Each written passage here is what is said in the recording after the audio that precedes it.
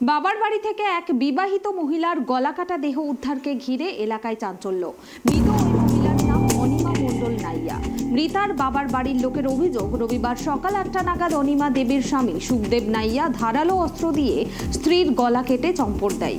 রক্তাক্ত অবস্থায় ঘরের মেঝেতে পড়ে থাকতে দেখে যখন পরিবারের লোকজন ছুটে আসেন তখন সবকিছু শেষ। ঘটনাটি ঘটে দক্ষিণ 24 পরগনার গঙ্গাসাগরের মুড়িগঙ্গা গ্রাম পঞ্চায়েতের পাখিরালা গ্রামে। অভিযোগ, ভিন রাজ্যে কাজ করতে গিয়ে অভিযুক্ত সুখদেব নাইয়া বিবাহ বহির্ভূত সম্পর্কে জড়িয়ে পড়ে এক মহিলার সঙ্গে।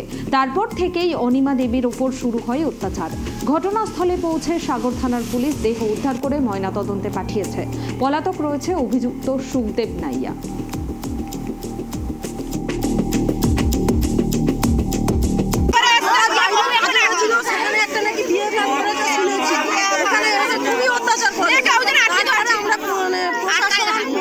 সবার কাছেও আবেদন জানিয়ে কোনো আমাদের সুফল হয়নি।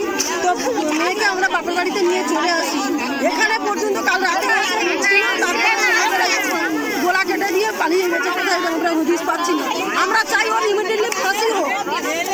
কেন এরকম ঘটনা ঘটলো কেন? অশান্তির জন্য? অশান্তির জোরে ও দিনকে আবার একটা চ্যানেলে বিয়ে করেছে, তো কি করবে? এখানে এসে তো অত্যাচার শুরু করেছে। অত্যাচার সহ্য করতে না পেরে বাপের বাড়িতে চলে আসে। এবার বাপের বাড়িতে চলে আসার পরে কাল রাতে এসে ভালো ভালো ছিল। তারপরে হঠাৎ দেখছি সকালে ইয়ে করে দেখুন চলে গেছে।